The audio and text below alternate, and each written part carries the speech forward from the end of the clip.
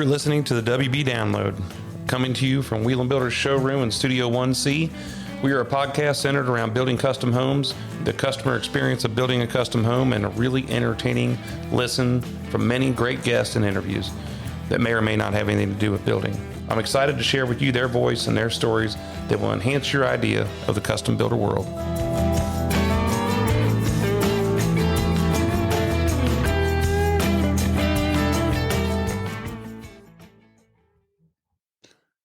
Hello again, everybody. It's Jeff Wieland, president of Wieland Builders here, coming to you on the WB Download on Tuesday, July 25th, 2023. Welcome. We have a great episode for you here today. And we're going to be following up with some more construction stuff with just me. We're pretty excited about it. So let's get started. Let's talk about what's happening now on this episode. So what's been going on here in the last couple of weeks? We had kids camp at church, which is up at Four Corners Church here in Westchester. And it's a big deal because it's basically Vacation Bible School on steroids. It's crazy. At one point, they had 260 something kids, I think, there.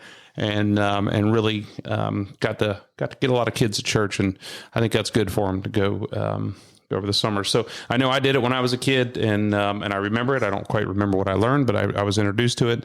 And this is something that was completely different than what we did when I was a kid. So the other thing that started here this week, or the last week, was football camp. So we did the Lebanon High School coach, Michael Failer, does the youth football camp at Lebanon High School. It's a way to get the kids fired up and get them ready for the season, because yesterday we started football for the sixth grade football. I am the head coach of the Lebanon sixth grade black football. This will be my last year coaching football. And so we have 2 weeks of every day, Monday through Friday, for 2 hours of conditioning. And then we go into our regular season practices, which will be on Monday, Wednesday, and Thursday for 2 hours. And then we have games on Saturday or Sunday. My daughter cheers, and so her games are either on Saturday or Sunday, and our games are either on Saturday or Sunday. Hopefully we get to be like last year where I can make them to both. She is in the fourth grade this year, and Cody's in the sixth grade. She cheers for a different colored team because they don't have our colored team in her grade. But she's pretty excited about it too. You know, getting fired up. She gets older. She gets more into this cheer thing, and it's kind of fun to see her getting into it and doing something. So the other thing that's been going on here is the Warren County Fair was last week, and always exciting time to get to the county fairs.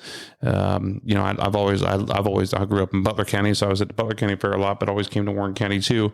And Warren County does a great job, but they had a heck of a steer show up there. I got in there for the final drive the other night. Got to see with the lineup, and man, there's some people bringing the steers up there. So that was good to see it coming back there. For a while, people were heading they were heading to hogs mostly, and now the hog thing's kind of fallen off because people, believe it or not, are going crazy over goats. One guy told me that he knew people that were paying $12,000 for their goat to show up there for their kid to win a ribbon. Really, really. Good stuff. Of course, we saw it in the cattle business. You see it everywhere you go. You see it in sports. Parents are going to pay a stupid amount of money for their kid to try and get an edge. And that's what they do. In 4-H, it takes the lesson out of it for the kid. What you're supposed to learn in 4-H is responsibility for feeding that animal, for getting up every day, going out there, working with it, training it, taking care of it. If it gets sick, you have to learn what you have to do. You have to finance it.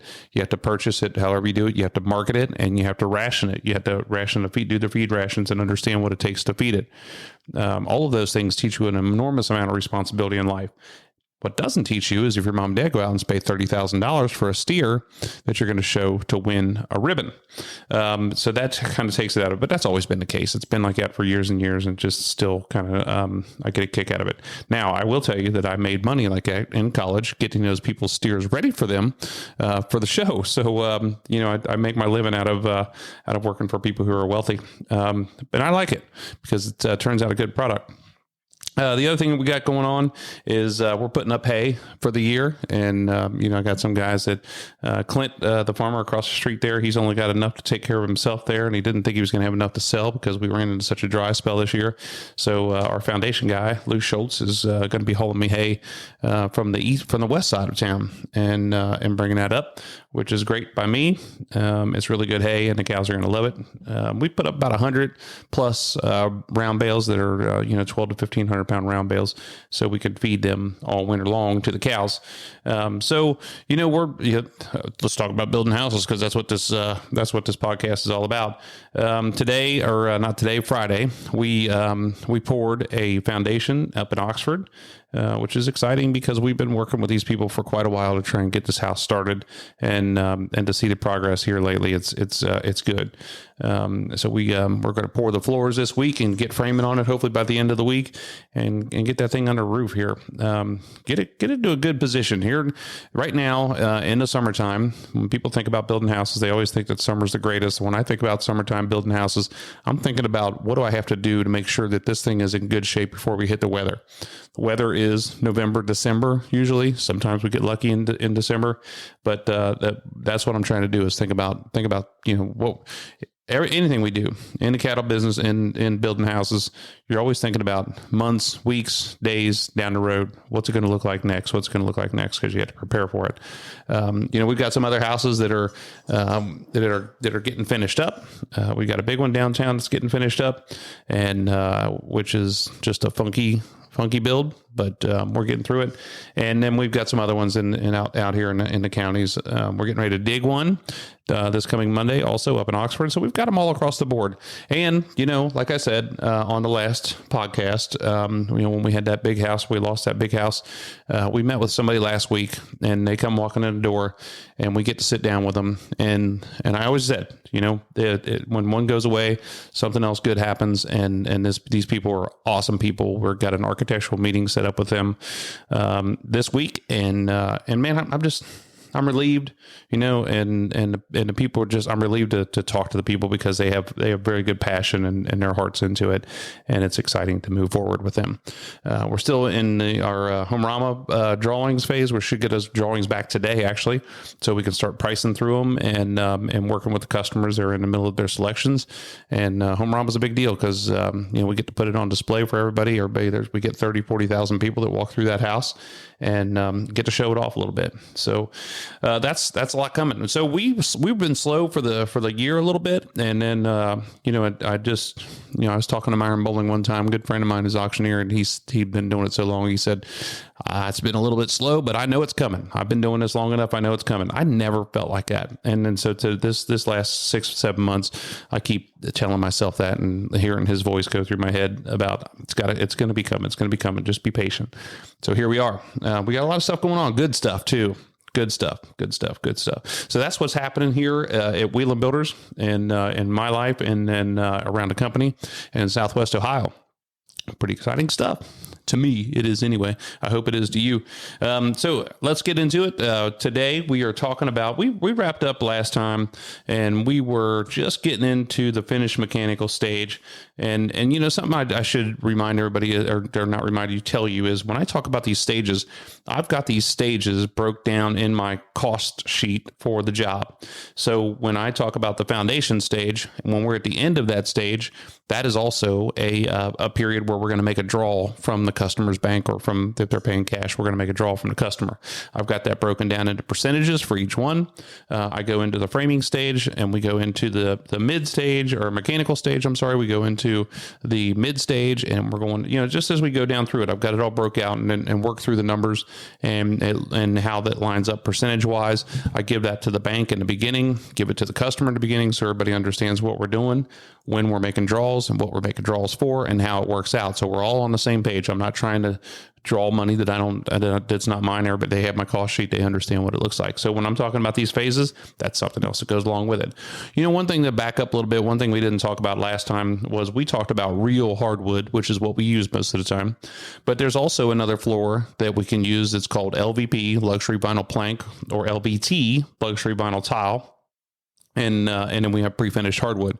Both of those are pretty much close to the same. They're close to the same price. They look similar to each other. The one, it's just a different veneer that it's finished with on the top of it.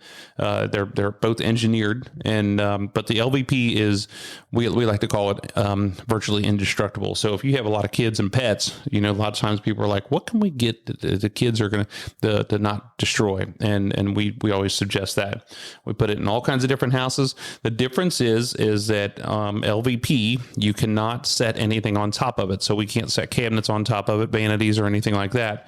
So we have to get everything set first, and then we come in and put that in later. The pre-finished hardwood, we need to put all that down first and then put everything on top of it. This gets tricky because it depends on what the exterior of the house looks like with as far as your access to it. If you put the driveway in too soon, everybody walks on it, drives on it. You got to worry about anybody else painting on it, whatever you got to do.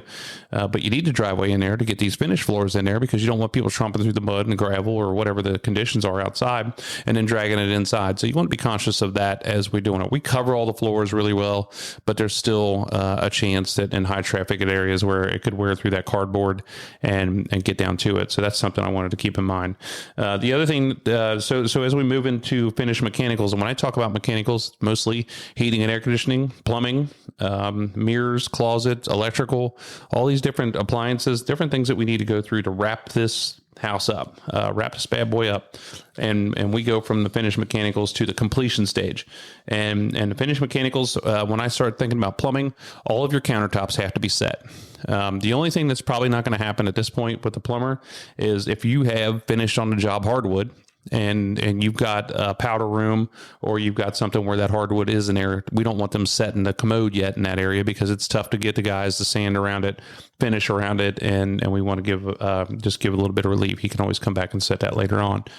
Most of the time, the inspector is okay with that, because I should say most of the time, these are some of the most difficult inspectors we have in the plumbing department. But they can understand that and understand why we did it, and they'll let it go.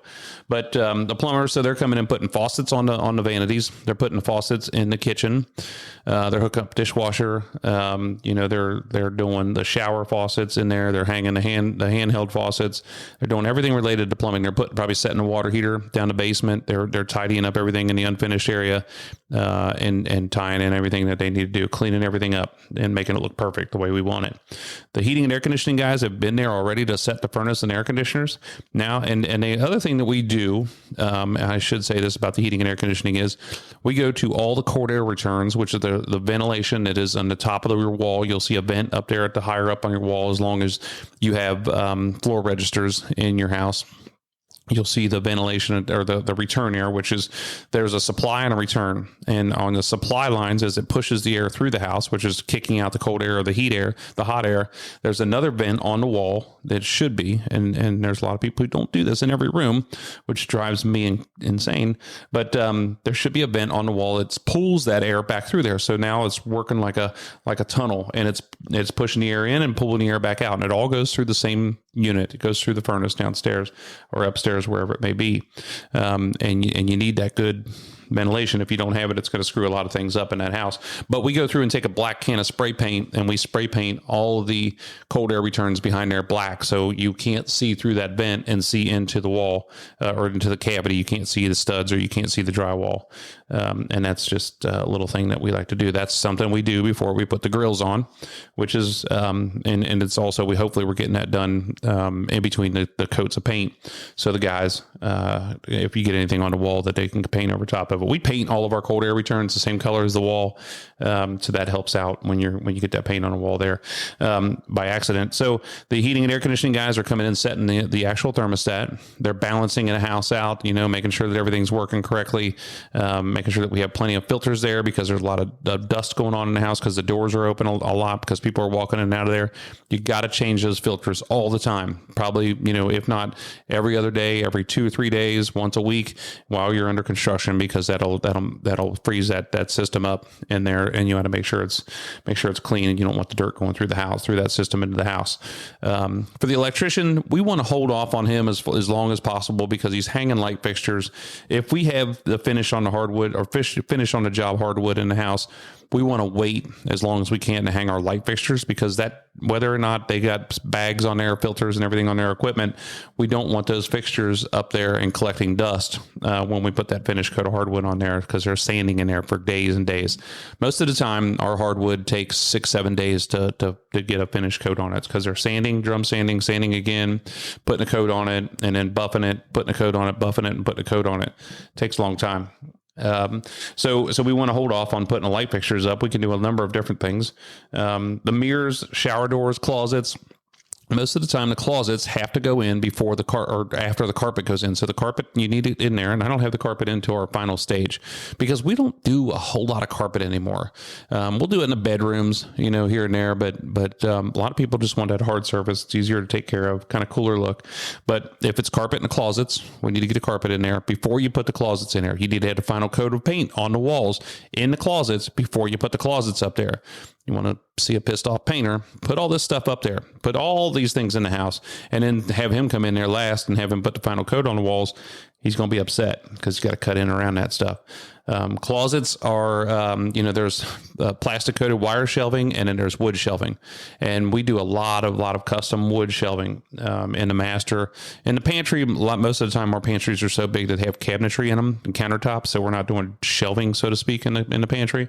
But everywhere else we're doing wood shelving in there, it's pretty cool to see, because in a lot of these closets, it allows for you to have less furniture out in the room, because you have so much storage in your closet and so many drawers and different things going on in there that you don't need as much furniture in that room. So it's something to think about in your design and your plans. The mirrors, if the customer, we think about plate glass mirrors, if we're going to trim those mirrors out with cabinetry material, if we're doing bevel glass, if we're doing just some really cool different stuff that we can do with those mirrors. But I'd say 80-90% of the time, our customers are buying custom mirrors. They're framed mirrors somehow or another, and they're bringing it to us, and we are hanging them ourselves, which is about this point in time in the ball game. Shower doors, those need to go on anywhere where we have a shower, and that's the same guy for us as the mirrors and the shower doors. He does the same thing. Sometimes he'll do some closets for us, but we have another guy that does a closet, so we have multiple people that do that. Accessories are toilet paper holders, they're towel bar holders, all of those things. We need to get those on, and we're in there doing that. That, believe it or not, it's not hard to do. It's just lengthy. I mean, it takes a long time to do it, and depends on how carried away people get with them. Excuse me. You have to be able to get those on there. You have to meet with the people, make sure that we have exact locations on where they want them. And if there's anything that's really special, then we need to do that at the framing stage too, to make sure we have blocking behind there for them, which is something I should have brought up in the framing stage, and I didn't talk about that. I think we talked about blocking, but exterior concrete, hopefully we've got the majority of the concrete in a while ago, but we might still be doing some different decorative things out there. We might have gotten a driveway in, we might have got the porches in, and now we're coming back and finishing up putting the decorative sidewalks in, decorative patios, public walks, some things like that. So we're doing some exterior concrete on this finished mechanical stage. I talked about the hardwood floor finishing, and this is, you have to shut the job down, and we don't want anybody in there. You don't want to stir up any dust. You don't want anything that's settled in on that floor. You want those guys to have that place to themselves to make sure that everything's perfect. So that takes 5, 6, 7 days to do there sometimes. And then light fixtures and electrical completion. Light fixtures are expensive, and they come out on a truck, and they're in a pallet, and we have to get them in the garage. Hopefully we're putting them in the house, and then they sit there as the guys are going through them. This is important to know, because you have to have the house locked up. You don't want to make it obvious that this is what is on that pallet, because people come in and steal them. Some of those light fixtures are, $5,000 a piece or more. And it's just heartbreaking to see if some of that gets walked away. You don't want your guys, your labor, to go up there and just start picking boxes up and throwing them away during this phase, because a lot of times those boxes still have parts that we need in there. So just keep that in mind, because it happens to us more than once where we're like, go clean that house out. And they're doing a great job cleaning it out, and they've thrown everything away, and we didn't need them to throw everything away. We just need them to go through it, pick it apart. This takes a long time for the guys to get everything hooked up. up because there's some things going on there that he has to work with the plumber. He has to work with the heating and air conditioning guy on the kitchen hood, getting that wired up, and he has to have the appliances in there, making sure that those are getting wired up and they're all at the same time.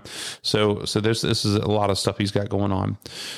In Ohio, for our basements, we have what we call a basement wrap insulation. It's an R11 vinyl material. Sometimes it's a board, and by code, they want us to put it in, by our energy calculations, they want to put this at the top of the wall coming 4 feet down. Our frost line, as we talk about in Ohio, in Southwest Ohio, is 30 inches. As we move up through the state, 36 in Columbus, and we get up to 48 inches in Cleveland. And so we want to make sure that we get this insulation board on the wall and protecting that wall from the exposed part, and then coming all the way down as much as we can below that frost line. Protecting, and it's in your energy calculations for your house. When you talk about your HERS score and your ratings and all those things, this insulation board comes into play on that. So that's going on right now. Just finishing this job up and getting it wrapped up. The next phase is what we call completion phase. So this is punch out time, and we're doing a number of different things, but the appliances would have been in there. And, there's another thing we do with these appliances. We have the appliance company install them because we get some of those 48 inch, 60 inch ranges. They weigh almost, a ton, and it's just something you have to calculate into your framing and into your architecture when you're designing a plan. But it takes a lot to set those things. We have built-in refrigerators with panels on the front of them, with cabinet panels on the front of them. We have everything, a lot of stuff going on. So we have to do a preliminary walk with these guys. So they come out, they walk through the job, make sure that the outlets are in the right place, because they all have specific places for the electric supply to be. They have specific places for the water supply to be. And they have specific depths, widths. Nothing can be in the way. We had a good run there, and we still do if we don't pay attention to it, which drives me insane, of refrigerators. If we have a regular size refrigerator, not a cabinet depth refrigerator, built-in refrigerator, and it's up against the wall, it doesn't work. So for any architect out there that doesn't understand this, you can't put a regular refrigerator up against the wall. Cabinet guys as well need to understand this. Because the door needs to open 180 degrees in order for the drawers to work on the inside of the refrigerator. If you have a wall there, the door can only open 90 degrees, and now it screws up everything. And it pisses me off because people look at me and go, "Why didn't you know that? Why didn't you catch that? Why didn't you look at that? Why didn't you see this? Why are you so stupid?" And I'm like, well, I was born this way. That's how it got here.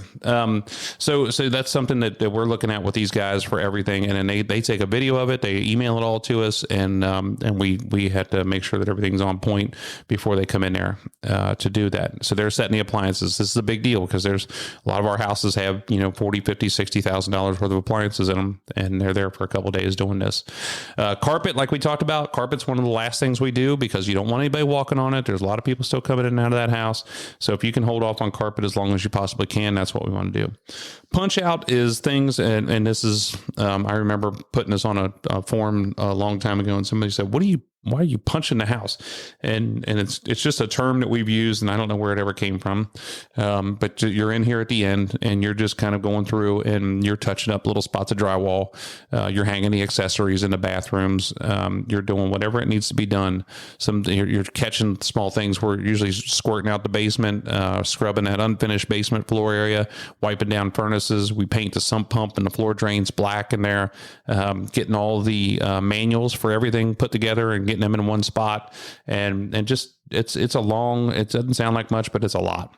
We're cleaning, so we have a cleaning person, a cleaning crew that comes in and cleans the house when we're done with it, and then we also have another guy that comes in and cleans the windows, and they do a great job. And it's a very important part of the build, because you're getting ready to move into this house. You better make sure that somebody just didn't wipe it down. We better make sure it's very, very clean, and we have a great person doing that.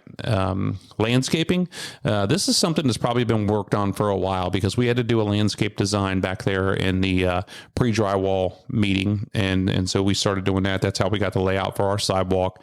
Those guys might have been out there building some retaining walls already. They might have been getting some bed prep ready. They might have been doing a lot of different things, and now they're starting to install the bushes and the trees and maybe the mulch and getting that ready, getting that cleaned up. One of my favorite days is landscape day, because that mulch, and it changes the face of the house, and just something that's weird for me, because I've been doing it so long that something I like. I like to see it. The sprinkler system. So you got to get a good grade on that yard. I mean, it's got to be almost perfect as we're going to get it before we rock hound it and use a Harley rake on it and everything, because we're going to put the sprinkler system in there. You got to make sure you go over with these guys where the downspouts run to, where the water lines run to, where everything's at out there, because otherwise they'll just come in and start knifing that sprinkler system into the ground and they'll tear everything up, and then you won't know it until it's too late. And so the sprinkler system, we're talking about the yard. It goes, multiple heads go out in the yard. We've had them meet with the customer and discuss their needs as far as sprinklers. Some neighborhoods require a sprinkler system, is why we're putting it in there. We're not big on a sprinkler system for the landscaping. It's great for the first year, but you don't want the landscaping coming on at the same time the yard does, because you'll drown the bushes and they'll die. And so you got to be careful with that. There's different settings you can put onto it. And sprinkler systems are like anything. It'll option you. I mean, you can do, when it's raining out, it makes it not turn on. You know, it's a rain detector. It's a lot of cool stuff, a lot of things you can do on your phone. And then we're installing the mailbox. A lot of neighborhoods, if we're building neighborhoods, they have a specific mailbox that we have to use. If it's out in the country, then the customer has chosen one, or whatever they want us to do. So we're getting that set. We're getting the yard installed. So maybe it be seed and straw, because we build on a lot of places where it's 5, 6, 7 acres, and we're not going to sod 5 or 6 or 7 acres. That's crazy. We may sod some areas up close to the house if they have a pet, where they need to be able to go out there and not walk through the mud and the straw. So we're getting the yard put in. This is, a lot of times I have people say, well, you mind if I put the yard in myself? I'm like, let's make sure we understand what that is. You're not going to just go buy grass seed and straw and throw it down there. You have to do the finished grade on it. You have to use the rock hound. Well, why don't you do that for us? Well, like, that's the same as putting a yard in. That's not any different. Putting the yard in is where these guys are tucking this dirt up and chiseling it back with a spade shovel across all the concrete, away from the concrete. You're rock hounded and you're pulling all the rocks out of it. It's got a nice little chalky film on top of it, and it is perfect. The grade is perfect. And again, this is prep work. This is what we call prep work. So the preparatory work is what makes the yard perfect. So when you put this in here, you can't have any lines in it. It can't dip up and down. You got to make sure that the swales are draining.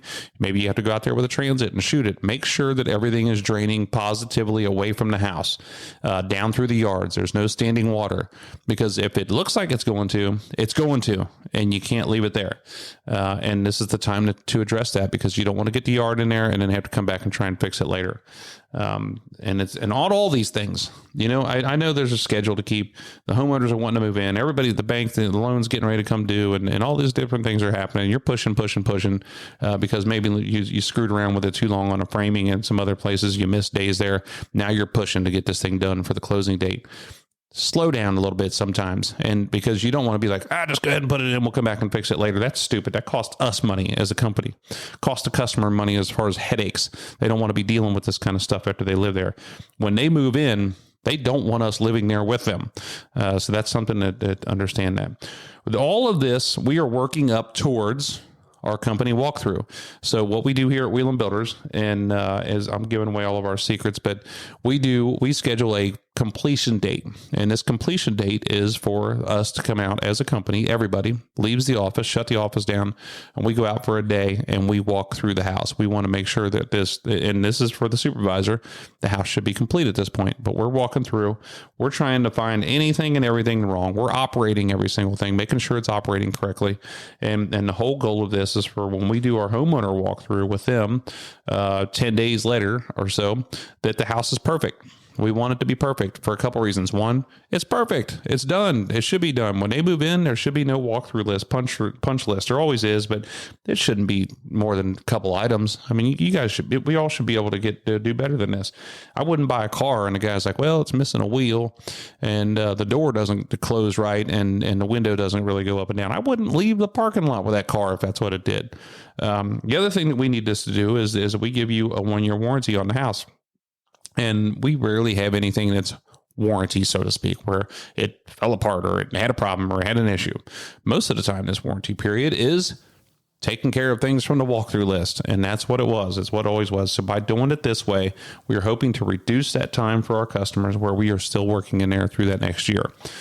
We want to make sure that the house is perfect for them, and it's a happy time. This is another milestone where we are celebrating with the customer and making things exciting for them. And it should be a day where people are getting choked up, they're crying, they're happy, they're everything, because this is what we've all worked for, and this is how we've arrived here. So that's building the house. And like I said, I know this is a little bit HGTV talking through the microphone here, acting like we just went out and did this whole thing in like a day or two, but that's building the house. That's just the method in which we do it. Now we go into the warranty period. Everybody's got different warranties.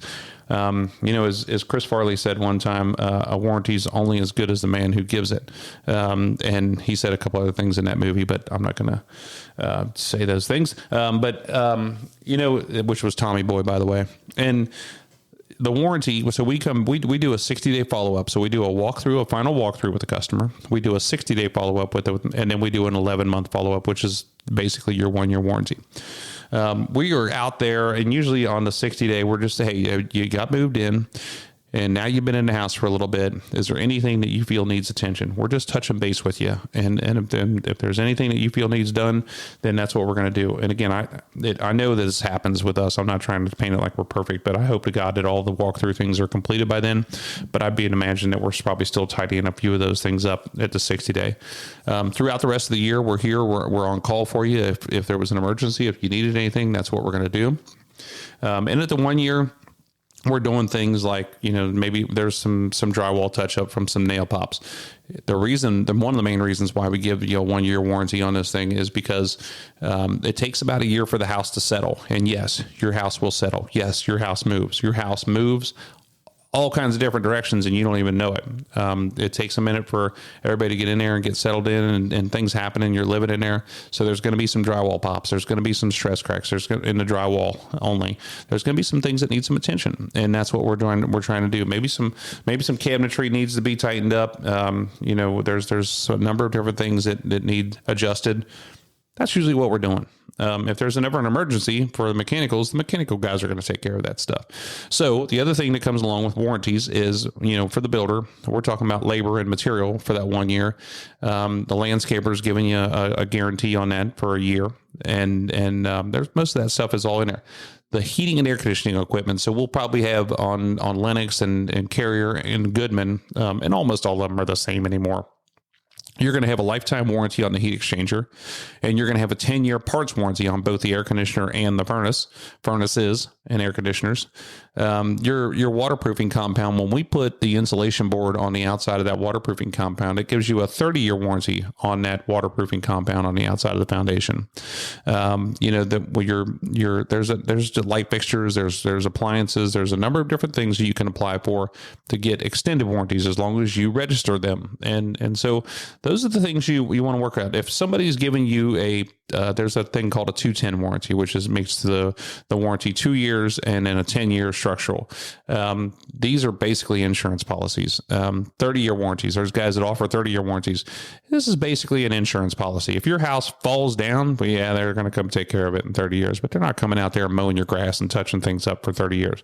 It just doesn't work that way. A lot of different ways that people can paint pictures to make it feel good in the beginning. I have people try and sell me warranties all the time here. Here, you can offer this to your customers. And again, this is just me paying them $300, and then they get some kind of extended warranty through an insurance policy that goes along with it. You can buy that. Realtors have awesome ideas, are not ideas, but companies that they work with that offer these warranties. But again, warranty's only as good as the man who's making it. So that's it in a wrap.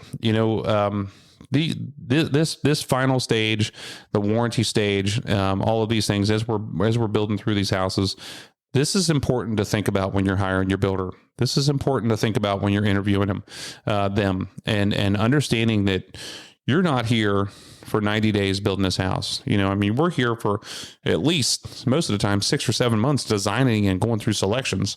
We're here for 10, 12, sometimes 48, or not 48, but 24 months building this house. That's from the dig until the time you move in. We're here for a warranty period. and we're here for a long time after that, because I don't want you calling me up and 3 years and saying, hey, this is broken. I'm like, too bad, it's not in your warranty period. I'm going to try and work with you as much as I can to get that thing worked out, because we're a company and it's integrity. Yeah, that's what you have to do, is try and help the customers work through whatever it is that's going on with their house.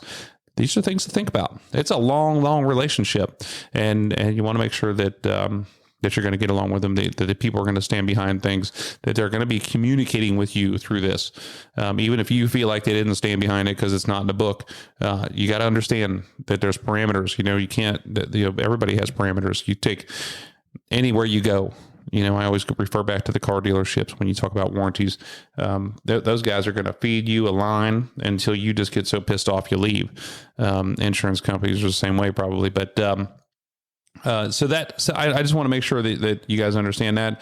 Here's this building houses. I think this is just the last one that I'm going to do here, and for a little bit, and then we've got some really awesome guests coming up here for the rest of the year, and talking about different things. I'm going to try and set some things up here where now we've got through the build, we're going to go back and get some of our trades and talk about some different phases that we would be in, so you can understand their perspective of it, and we've got some homeowners that we're going to talk to and see what their build was like with us. So it's kind of fun, good stuff. And then we're halfway through the year. This is, and we also big milestone for us here at WB Download. We reached 1,000 followers over the last week, and which I'm pretty excited about. My goal while I was on the trip, I'm like, we were at like 600 and something, and I thought, man, our goal needs to be 1,500. How do we get there? And now that we're at 1,000, I'm pretty excited about being on our way. So thank you all for listening. Thank you for continuing to listen every 2 weeks after every 2 weeks, and I hope you're getting some benefit out of it, and I hope you're enjoying it. I hope it makes you laugh, and I hope you keep coming back. So, hey, I'm Jeff Wieland here on the WB Download. If you want to see more about Wieland Builders, check us out at WIELANDbuilders.com. That's WielandBuilders.com. If you want to join in on our podcast here, if you have any questions, comments, or anything like that, you can email me at WBDownload@WielandBuilders.com. That's WIELAND builders.com. That's WBDownload@WielandBuilders.com. Again, thanks again for listening. If you got any questions, man, I look forward to hearing from you, and we'll catch you the next time here on the WB Download.